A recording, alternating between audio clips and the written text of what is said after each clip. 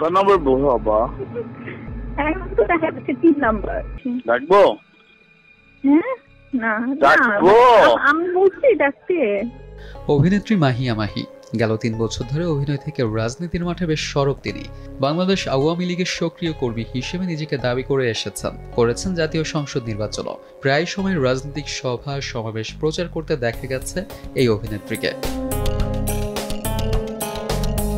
দীর্ঘ এক যুগের ক্যারিয়ারে সিনেমায় অভিনয় করেছেন প্রায় 40টি। হাতে কোনো কয়েকটি ছবি ছাড়া তেমন আলোচনায় নেই এই নায়িকার কোনো কাজ। তবে বিয়ে বিচ্ছেদের প্রেম করতে বেশ পটু এই নায়িকা। 2015 সালের 15 মে মাহি বিয়ে করেন শাহরিয়ার ইসলাম শাওন নামের এক ছেলেকে। শাওনের সঙ্গে বিচ্ছেদের 1 বছর পর 2016 সালের 24 মে সিলেটের ব্যবসায়ী পারভেজ মাহমুদ অপুকে বিয়ে করেছিলেন এই নায়িকা। 5 বছর ভালোই যাচ্ছিল তাদের সংসার, হঠাৎই হয় ছন্দপতন। 2021 সালের 13 সেপ্টেম্বর গাজীপুরের রাকিব সরকারকে বিয়ে করেন তিনি। মিডিয়াতে চর্চিত আছে অপুর সঙ্গে বৈবাহিক সম্পর্ক থাকাকালীনই রাকিব সরকারের সঙ্গে সম্পর্কে জড়ান মাহি। আর এর প্রধান কারণ ছিল রাজনীতিতে নিজের অবস্থান দৃঢ় করার। তার প্রমাণও মানুষ পেয়েছে হাতে নাতে। রাকিব সরকারকে রাজনীতির মাঠে উৎসাহ দিতে বিয়ের পর থেকেই স্বামীর সঙ্গে সঙ্গে ছিলেন মাহি। এরপর স্বামীর হাত ধরেই রাজনীতির মাঠে পা রাখেন মাহি। নিজ এলাকা চাঁপাইনবাবগঞ্জ 2 আসনের উপনির্বাচনে আওয়ামী লীগের প্রার্থী হওয়ার জন্য মনোনয়ন তোলেন এই নায়িকা, কিন্তু মনোনয়ন পাননি মাহি। এরপর গেল দ্বাদশ জাতীয় সংসদ নির্বাচনে আওয়ামী লীগের মনোনয়ন পেতে রাজশাহী 1 ও চাঁপাইনবাবগঞ্জ 2 আসনের ফরম তুলেছিলেন তিনি, কিন্তু মনোনয়ন না পেয়ে রাজশাহী 1 থেকে স্বতন্ত্র প্রার্থী হয়েছিলেন, কিন্তু ওই আসনেও বিপুল ব্যবধানে পরাজিত হয়েছেন মাহি। আর তারপর পরই বিচ্ছেদ হয় রাকিব সরকারের সঙ্গে।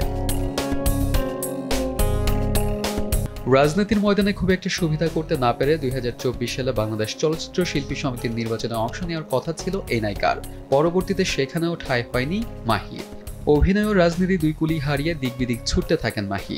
এই বছরের 27 মে অনলাইন জুয়া কোম্পানির শুভেচ্ছা দূত হয়েছেন চিত্রনায়িকা মাহিয়া মাহি। আর তা নিয়ে দর্শকদের তাচ্ছিল্যের শিকারও হয়েছেন তিনি। টালমাটাল এই ক্যারিয়ারে দিন দিন যেন বেপরোয়া হয়ে যাচ্ছিলেন মাহি। তার প্রমাণ মিলেছে বিভিন্ন রাজনৈতিক ব্যক্তিদের সঙ্গে সম্পর্ক। আমি বললাম ডাকবো কিনা, তুই আমার উত্তর দে হ্যাঁ অথবা না।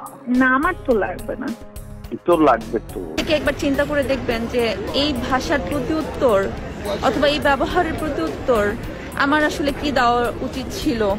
আদৌ আমি আসলে কিছু বলার ভাষা আমার আসলে সেদিন ছিল না। বেশ কয়েক বছর আগে ডাক্তার মুরাদ হাসানের সঙ্গে একটি ফোন আলাপ ফাঁস হয়ে যায়, আর তাতেই বোঝা যায় মাহির সঙ্গে কি সম্পর্ক মুরাদের।